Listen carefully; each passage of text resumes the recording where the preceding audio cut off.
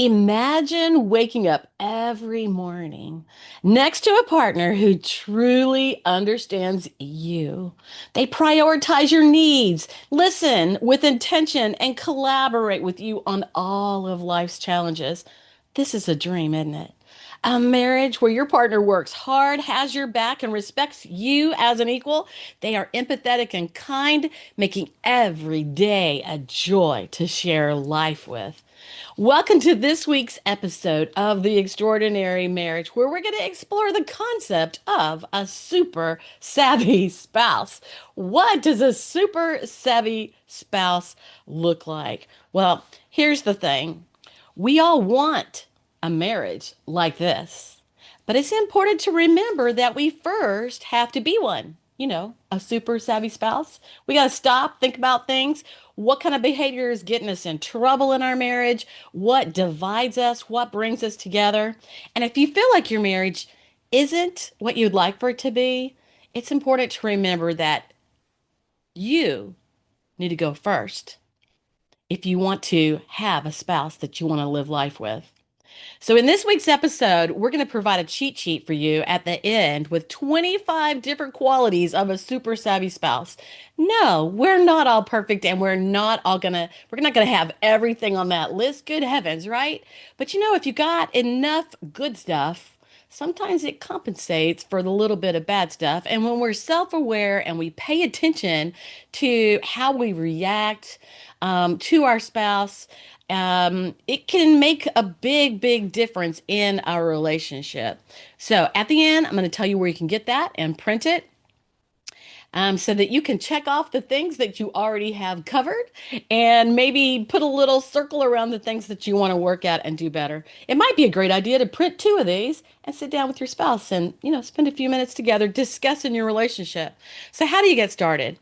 In the coming months, we're going to go deeper into what it takes to build a strong, loving marriage. Now, every person might not be up to this, digging and figuring it out. But guess what?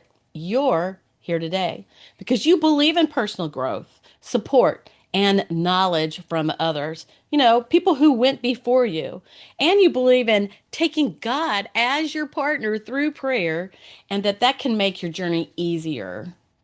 It can make your journey easier and keep hope alive. So, have you ever assumed that you weren't good at something like cooking? I know when I first got married, I didn't know anything about cooking and I just had to jump in and do it. How about keeping a budget? Growing flowers, changing a tire, singing, or understanding the other sex. One of my podcasts that got a lot of attention was women versus men because we literally think and act differently.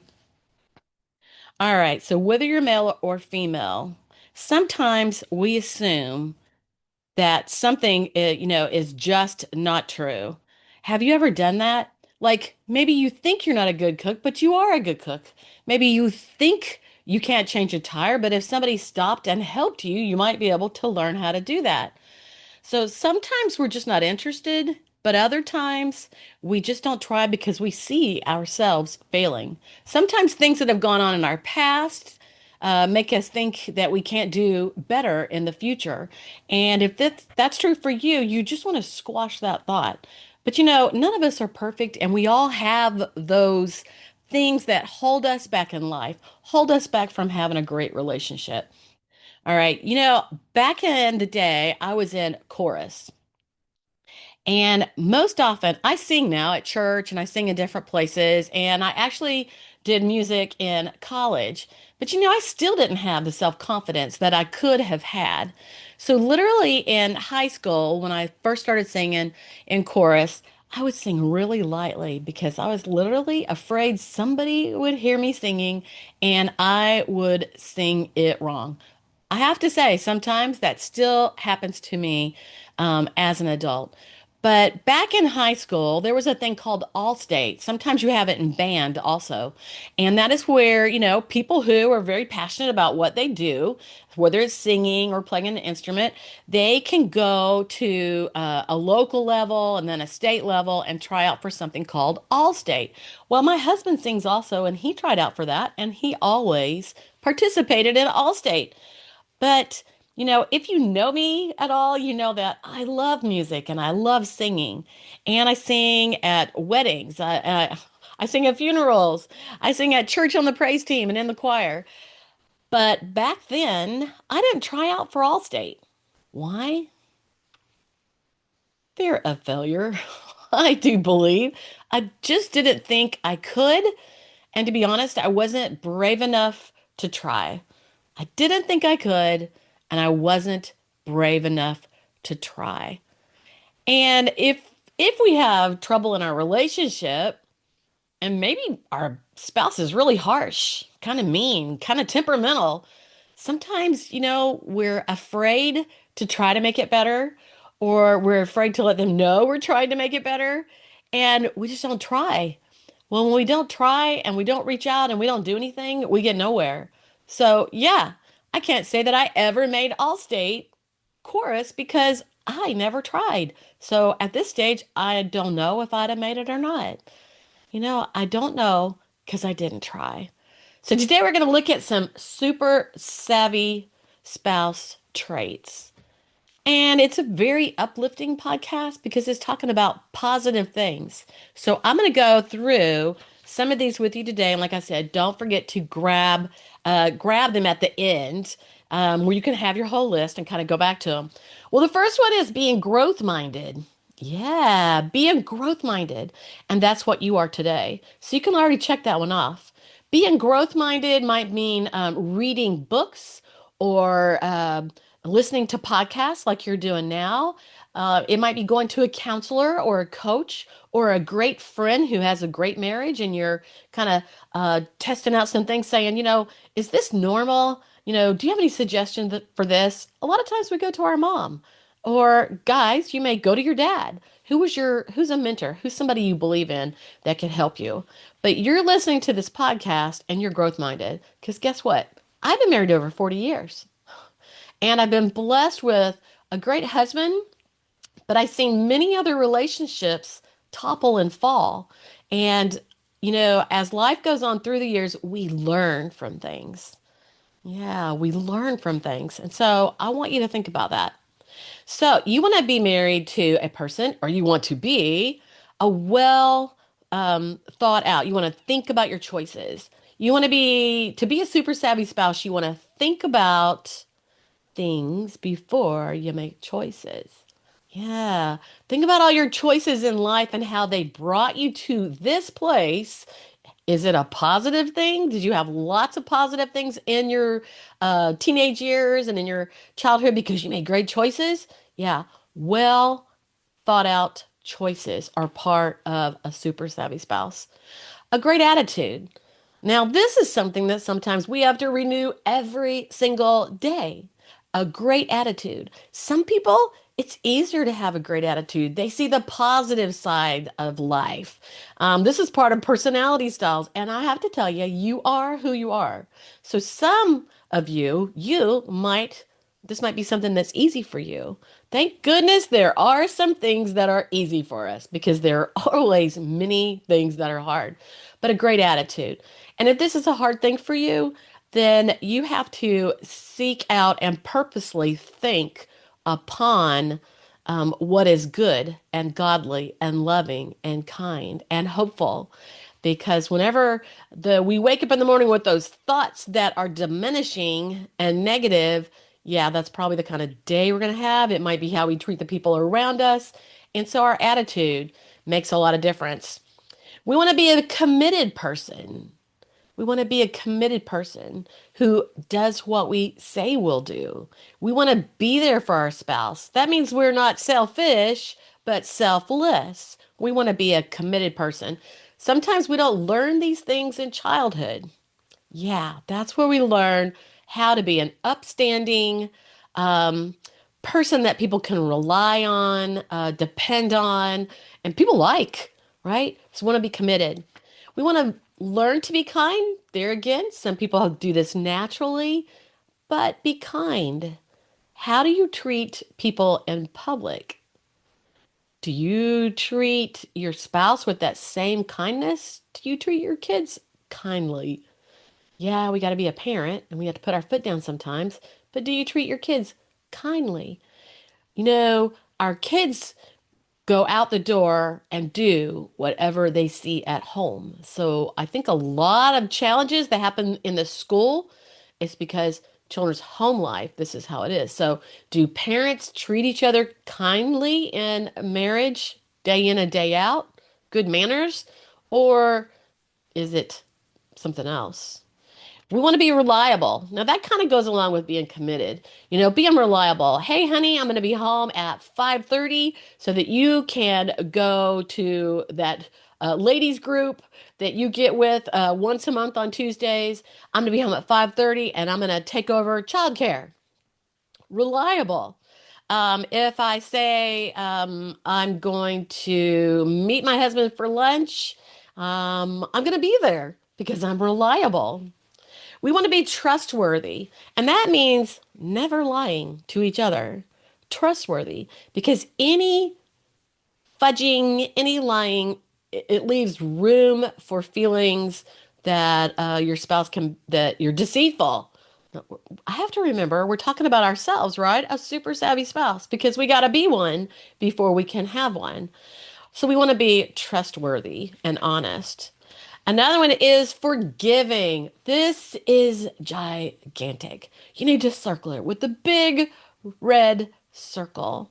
I have a podcast that's talking about being forgiving because some people are so forgiving, they just let it go. Something big happens, something frustration, and honestly, most of our arguments that we have in marriage are a lot of times simply because we perceive things differently. We have a different point of view, and sometimes we're arguing, talking about the same thing. Sometimes we're arguing, talking about two totally different things. Have you ever done that? So, when it comes to being forgiving, you really have to talk about it, and you have to learn to let it go. Because if you're not forgiving, it eats you up. Yes. If you're not forgiving, it eats you up. Hunt through my podcast and look for the formula for forgiving. The formula for forgiving, it'll help you figure out how to be forgiving if that's a challenge for you. Another one is confidence. You know, I've done many things in my life, and I remember my mom saying sometimes to me, Connie, why aren't you confident? I don't know. Sometimes I would think about all the things that can go wrong, or, we've been taught to be humble, to not think too much about ourselves, to be self-aware, to think more about other people. And sometimes that gets mixed up. There are spouses and personality styles that specifically need you to be confident. And sometimes we have to act confident, think confident, keep those positive thoughts in our head to be confident. We have to swipe away all those other thoughts. Sometimes fear keeps us from being confident. Fear is FEAR, is false evidence appearing real. Yeah. Fear holds you back from many, many things. False evidence appearing real. Now, sometimes there's a real reason for fear, but if you think about it, most of the time, 99.9%, there's really nothing to fear, and it's in our head. So, be confident. Yeah, how did I get off on fear? It's important to be confident. Really, give yourself some accolades. What are you good at? Feel good about yourself. It's important because that is what you project. The next one is being sincere in what you say. Like, I don't know how the guys handle this, honey, do I look fat in this dress? And they say, oh, no, honey, you look beautiful. Well, if they really think, like you're like 40 pounds overweight and you look beautiful because they just might, then that's okay because that's being sincere. Otherwise, You have to find another loving way to say that. I'm not going to tell you that. But be sincere in what you think, what you say, how you treat your spouse. Sincerity would be, talking about your spouse in a good way. Do you know somebody who, when they act one way and then they go out and they speak about their spouse in another way? Yeah, that's kind of two-faced. So you want to be sincere. A great quality has to have is to be an encourager, to encourage one another, to encourage your spouse where they do good. Often we get caught up in all the things that irritate us. Often I say this. When you first got married and you loved everything about your spouse, and then after you've been married for a while, all of a sudden they're driving you crazy? Yeah.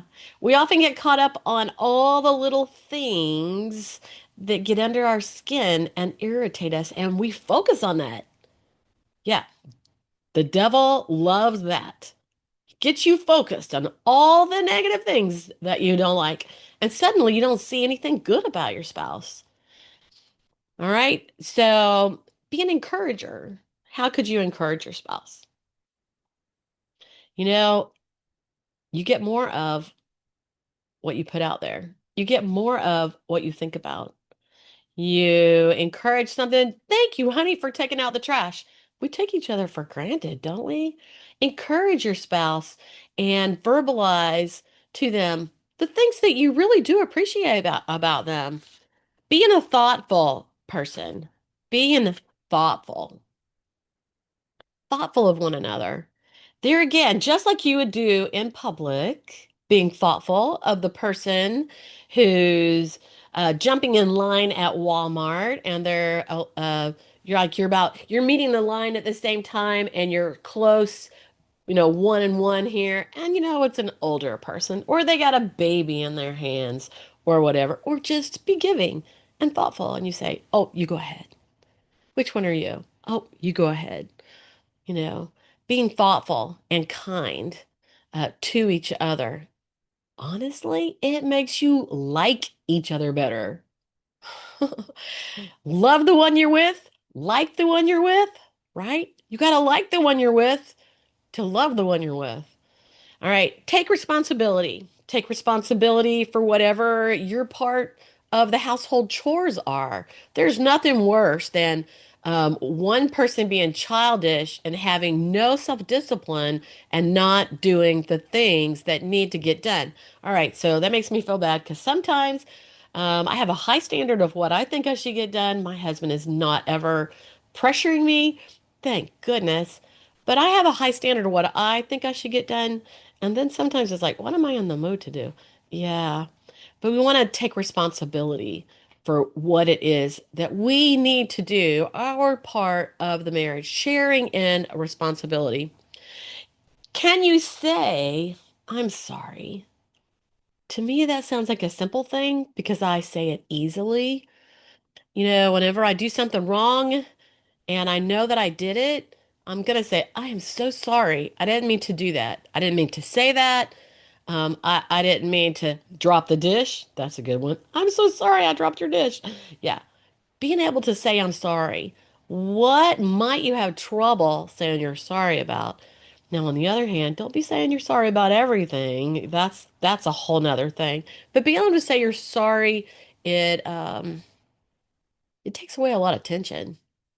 Yeah, it makes amends. It makes a deposit into your relationship. And if you can't say you're sorry, you've made a big, giant withdrawal from your love bank.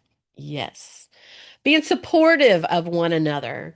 And here's one I love, being a great listener. All right. So when I talk about personalities and rediscover your spouse, I do a workshop on that. And it's where it teaches the different personality styles, how we think, how we make decisions, why we think the way we do. Once you understand that, it's a little easier to give a little leniency to what you're expecting from your spouse. And I say this because I realize my husband is a great listener. Yeah. Sometimes lately, I wonder if he's listening as well as he used to. Maybe because I burned him out because I'm a great talker. I'm always talking. As a talker, I seem to share all my thoughts, all my feelings. And if you're married to somebody who does not talk much, they're probably a great listener, hopefully, and they are listening. But being a great listener as a spouse shows that you are interested, you care about your spouse, what's going on with them during the day, whenever y'all are apart, what's important to them, what are their dreams. Being a great listener. I think this tops the being a great spouse, a super savvy spouse, great listening. So if we are a great talker, it's okay because we share and we're open. But then we have to work at listening. Sometimes I have to hold my tongue for a minute till my husband finishes his thought. Because after being married over 40 years, sometimes I know what he's going to say already. And I'm sure the same for him. He already knows what I'm going to say because he's probably heard it a few times. So, an important thing is thinking for yourself. Sometimes this is uh, politics, thinking for yourself, thinking it all the way through, thinking for yourself, not expecting your spouse to know everything, tell you what to do, be there for everything, but learn to think and evaluate for yourself. Now, where I would take this, when you're thinking for yourself, you're learning to think from both sides, putting on the shoes of the other person. What does it look like if he's going to work and he's gone all day and you're home with three kids, all toddlers, five and under? I got that picture. What happens when he comes home from work? You're like, please help. I'm so exhausted. I'm mentally exhausted. I'm physically exhausted. I just need a break. And he's thinking, I need a few minutes to myself. I've been answering phones today. I've been talking to people all day. I've been working on the computer all day. It's been a hard drive home, and I need some quiet. So think from both sides. What it's like for you, what it's like for your spouse, and now you have a bigger picture because you're thinking for yourself. Take initiative to do the things that you need to do, like personal growth. You're doing that right now. Take initiative to plan your week, plan your day, plan dinner, plan vacation with your family. Take initiative and always keep priorities. In this day and time, with the swipe of a phone that can keep our mind busy for hours, we forget our priorities. With the busyness of life and things to do, we forget our priorities. You want to keep your priorities. My priorities through the year has always been God first. That keeps me a loving, kind, thoughtful person. It keeps me being a respectful person, a thoughtful person, a kind person. God first. Family second. Career third. Now, yes, you got to get your work done and you have to put it in an important spot. There again, everything from the middle, balance, right? But God first, because He's going to guide us in everything we do. Family second, because people, your spouse, your kids, your family, they are the most important thing to you. So you don't want to get so busy with your work that you forget about that. Too often you see that as divorces because people have in the midst of trying to provide for their family, they got so busy and just went the wrong direction, and the relationship suffered for it. So keep your priorities. Be a teachable person. Now, I found out that often, as far as being teachable, I see myself as very teachable if it's something I want to learn, right? Do you find the same for yourself? I'm very teachable. If it's something I want to learn, if it's not something I'm interested in, I'm probably not that teachable. I'm like, and I already decided, just like back in when I didn't try out for Allstate, I already decided I'd fail, right? So sometimes we're not teachable because we're not willing.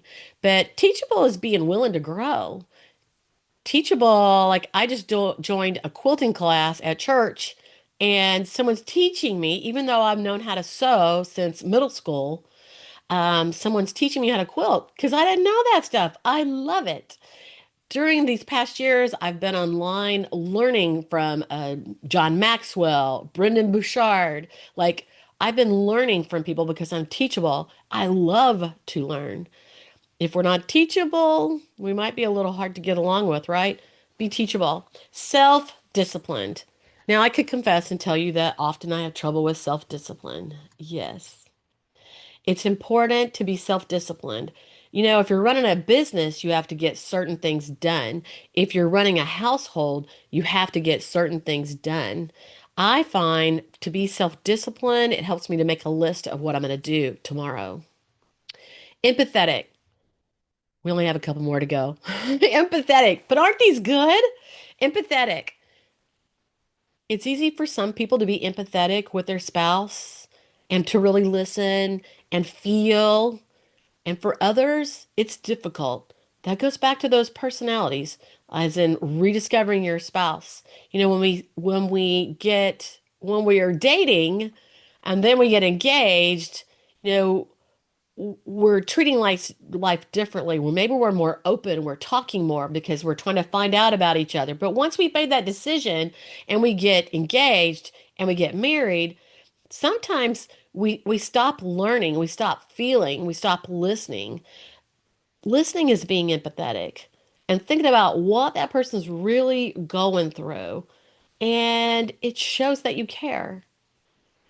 And I did a podcast a week or so ago on a narcissist. Yeah, that's the opposite of empathetic because they can think of no one but themselves.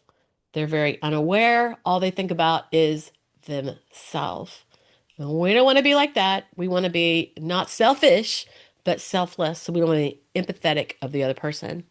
All right. And I actually already talked about this. I jumped in somewhere else. Thinks from both sides. Yeah, this is something that makes a big difference in your marriage because if we only think from our side, how we're feeling, how it's going for us, we're not thinking about our spouse and what they're going through or how things are going. And this kind of thing starts to pull you apart instead of bringing you together. And we want to be self-aware. When we're self-aware, we understand that sometimes we get irritated or impatient or hostile or bitter. We understand because we're self-aware what is creating unity in our marriage and what is pulling us apart.